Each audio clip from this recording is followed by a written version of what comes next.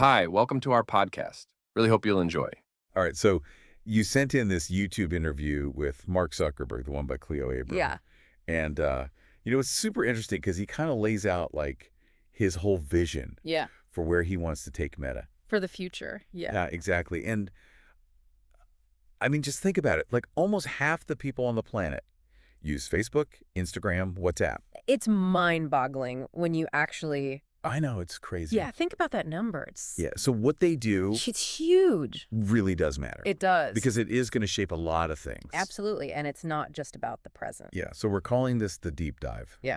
Right, because we're going to deep dive into this interview, into his thinking, try to understand, like, okay, What is the future they're trying to build? what are they building? What's the plan? Yeah. And, allow you to draw your own conclusions. Yeah. Right, I just want to lay it all out. Absolutely. So, right away in the interview, he's showing off these augmented reality glasses. Yeah, the glass. He calls them the real-life Tony Stark glasses. I Yeah. mean, come on. Somebody on the team was having fun with that one. Yeah, right. But they are interesting, definitely. Yeah, and he says they're like the first full holographic augmented reality glasses that, like, exist. Right. And it's kind of like, what does that even mean? And why should we care? So what's really key here is that unlike the headsets, Yeah. which we've been seeing, this is like really glasses. Yeah. And he talks about like 10 years of R&D of trying to shrink down Yeah. all the computing power Yeah. necessary to do this. Yeah. And unlike something like a heads-up display, Right. or glasses that just show you like, A little notification. a notification, a static image. Yeah. Yeah. This is full-on like Yeah. projecting holograms Into the real world. into the real world. Yeah, that's the thing. That's the wild part. Oh, like- It's not VR. It's not putting you somewhere else. Yeah. It's putting stuff into your world. Yeah. And then he's showing, holographic conversations. Right. Like you can have With people who aren't there. a meeting, a conversation Mhm. with somebody's hologram right there in the room with you. But they're not. They're somewhere else. Exactly. I mean, it's straight out of sci-fi movies. It is. And then he shows, like, holographic games. Yeah. Like ping pong and chess. Like right on your coffee table? Yeah. Like in my living room, I Yeah. can have a hologram of Yeah. a ping pong table Exactly. and play with somebody somewhere else. That's crazy. The idea. So he's saying this could like change how we work, how we do science, education, healthcare, entertainment, gaming. All of it. Yeah. Obviously, this is all prototype, Right. but like he's clearly saying this is where we're going. This is the direction. Yeah. Yeah, and his thinking is this is like The next big computing platform. a next big platform after the phone. Foster phones. Yeah. Which is a pretty bold statement. It is, but when you think about how much more natural Yeah. and social and ubiquitous this could be, Always there. always there. It kind of makes sense. It's Yeah. So it's not just Yeah. a cool gadget. He's trying to say, like, the next thing. this is how we're going to interact This is how we're going to live our lives. with technology 10 years from now. Yeah, exactly. So, okay, the big question is, Yeah. how they could do it. does this even work? What is the tech? So it's a lot of different technologies all working together. Ouch. You have these micro projectors Okay. that are shining light into a waveguide display system. A waveguide display system. Yeah. So imagine you have these like sheets of glass Okay. with tiny, tiny etchings in them Okay. that are catching that light and guiding it in precise ways. Wait, nano etchings. Nano etchings, yeah. Wow. And that's how they create the hologram. Okay.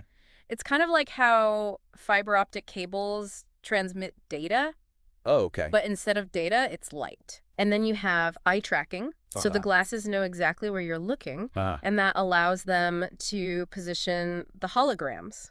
Yeah. So they stay fixed in your real world view. Like Like if I put a anchored to the real world. anchored to the real world. Yeah. Like if I put a holographic cup on the table, Yeah. you move your head around, the cup stays there, Right. doesn't move with your view. Right. Right. And then there's cameras to map your environment. Okay. So it can place the holograms realistically. Right. So they So it knows where the table is. don't go through the table. Yeah, exactly. Right. Yeah. And then, of course, microphones and speakers Perfect. for interaction. Yeah. Yeah. There's a radio to connect to external computing, To the cloud or to the cloud or some other device. to a phone or something. Wow, that's a lot packed in. And he even talked about a wristband Okay. that's like a neural interface Oh, wow. for control. So you can think and move Yeah. things. Mhm. Yeah. Think, move, give commands. And that's a lot. That's a lot of technology in a in square. a tiny package. In a tiny package, yeah. He did mention some like technical challenges they're still working through. He did, yeah. What were some of the things he said about that? So one of the big ones is synchronizing the holographic images Okay. between the two displays. Between the two eyes. Right. Oh, yeah. Getting that perfect, because you need a separate image for each eye Right. to create the 3D effect. Right. And getting them synced perfectly so it looks like... So you get a headache. So you don't get a headache. So Yeah. it's smooth and natural. Yeah. And then there's the challenge of getting the timing just right. Okay. With the real world. Like latency. Latency, exactly. Yeah. So if there's any lag, it Yeah. just breaks the illusion. Right. But, you know, he was very optimistic Yeah. about the future. He seemed pretty confident that they were going to... Yeah. He thinks... Costs will come down. Yeah. Quality will go up. The size will get smaller. Even smaller. Even smaller, yeah. And the style will get better. Right, because right now they're kind of... Yeah, they're a little bulky, Yeah, a little clunky looking. Right. But, you know, it's early days. early days. It's early days. Yeah, okay, so we have like heads-up displays. Right. We have glasses that show you like basic info. Right. We have Snapchat spectacles. We have like VR headsets, like the Quest. And now Apple's got the Vision Pro. Right. Where does all this fit into like Yeah, it's a lot. the roadmap? It's a lot of different Gotcha. technologies, different approaches. Yeah. And he actually addressed this Okay. in the interview. Okay. He was talking about how, you know, Yeah. Meta's been exploring all these different avenues. Okay. Like their ultimate goal, their ultimate ambition is full AR. Like the Tony Stark glasses. Like the Tony Stark glasses, but they recognize Yeah. that, you know, there's different needs, different price points. Yeah. So they've actually developed different product lines. Okay. Like what? Well, so there's the Ray-Ban Meta glasses. Yeah, those are the ones without a display at all. Right, no display at all. It's just for like AI interaction through voice. If you can like talk to it. Yeah, you can talk to it, get information. And it's kind of like having a little assistant. A little assistant always there. Yeah, right in your ear. And he thinks these will actually remain a very affordable option long term. Because there's no display. Because there's no display. And Yeah. then there's what he calls like the in-between. The in-between, okay. So this is like a heads-up display, Okay. but with a narrower field of view. Okay, so not full... Not Yeah.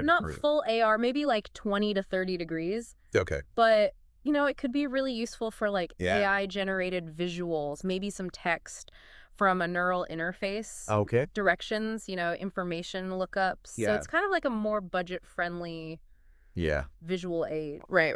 Compared to full AR. So it's like a tier. You got the no display, you got the The basic... heads-up displays, That display. and then you got the full Tony Stark. The full Tony Stark. Yeah. And then, of course, What about the headsets? she also talked about the headsets. Yeah. Like the Quest Yeah. and the Apple Vision Pro. Yeah. And he thinks those are going to remain important. Because they can. Because they have more processing power. Yeah. You can fit more in There are there. more in there. Yeah, exactly. Yeah.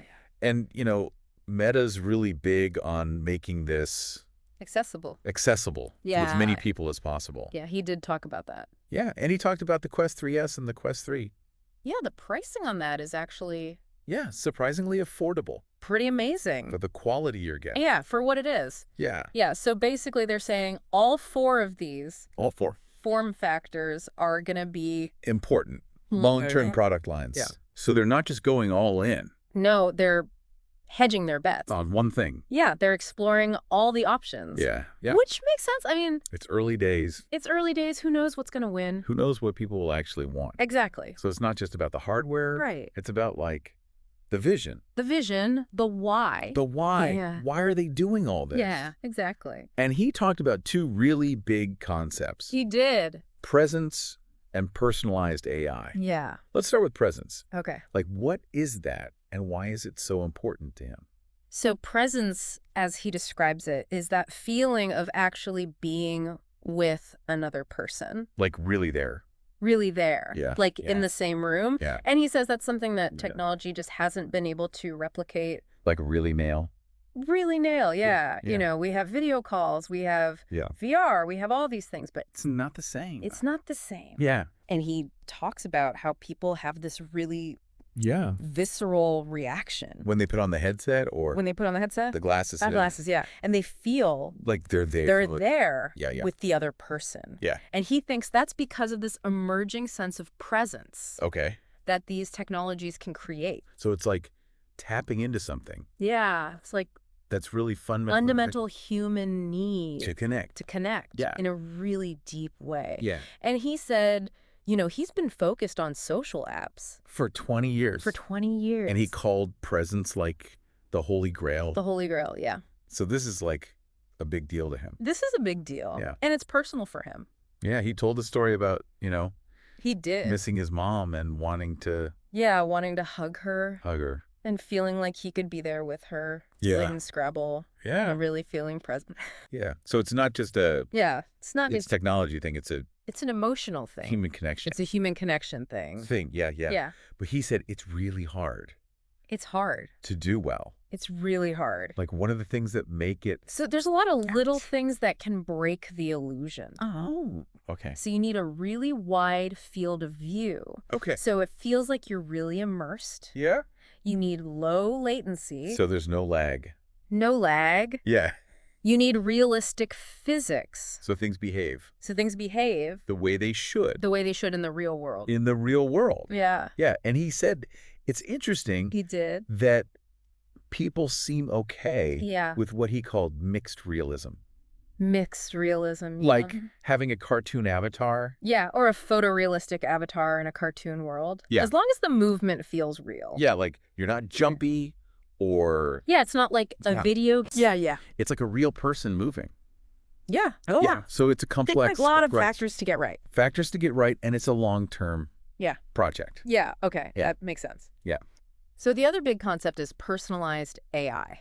Right. How do these glasses play into that? So the idea here is to take AI beyond just being smart Okay. And make it personalized. Okay. So to make it really useful, Yeah. it needs to understand you, Yeah. your context, your life, your surroundings. Yeah. And he thinks glasses are perfect for this because they sit on your face. Yeah. You can see what you see, hear what you hear. So he's getting all that data All that data. about you. Yeah. Yeah. So the glasses become like Like a sensor. a sensor for the AI. Yeah. Yeah. And the AI can then become More helpful. more helpful, more proactive. Yeah. Instead of just reacting to commands, Right. it can anticipate your... It knows what you're doing. Yeah. Yeah. So it's a big shift from how we think about AI today. So basically, it's like having Yeah. a really smart assistant A really smart assistant. that's with you all the time all the time. and knows everything about you, Yeah. which is kind of scary, but also... It is a little Totally. scary, but also Mm. potentially very helpful. Yeah. Yeah. Okay, so this whole vision of like a Yeah. more connected, more digital world, Right. it's exciting, but it also raises some Yeah. societal questions. It does. You know, he talked about the decline He did. in in-person social interaction. Yeah, that's a big concern. Yeah, like we're already kind of isolating ourselves. We are. He actually referenced data from Yeah. a Lex Friedman interview Yeah. and the American Time Use survey showing that like in-person socializing has gone down Yeah. significantly in the last 20 years, Especially especially for young people. young people. Like almost a 70% drop Wow. for ages 15 to 24. That's a lot. That's huge. Yeah. And at the same time, the percentage of people with no close friends Has gone up. has gone up. It's doubled Wow. in the last 30 years. That's a pretty It's a worrying trend. worrying trend. Yeah. So the question is, are these new technologies gonna Yeah. Are they going to make it worse?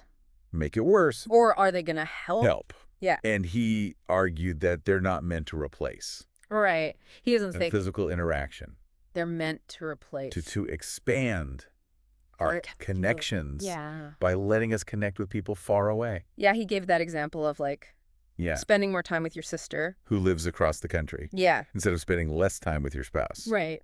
Who's right there. Yeah, it's about, It's about adding adding connections, not replacing. not replacing. Yeah. Yeah. And he also pointed out that the decline in social connection Yeah. probably has deeper roots, Word. like socioeconomic and political factors They were happening before. that were happening before. Yeah, before the internet. Before the internet, yeah. Even so, it's a complex issue. It's a complex issue, Yeah. and technology is just one part of it. Yeah. Okay. Yeah. Then they talked about this spectrum of AI assistants, Yeah. which I thought was really interesting. Yeah. Like, on the one hand, you have AI, Right. that can do things like real-time translation. Yeah, like the Star Trek Universal Translate. Yeah, which would be amazing. It would be amazing. But then on the other hand, you have AI that could potentially do things for us. Do things that we should be doing ourselves. Yes, is that a good thing? Is that a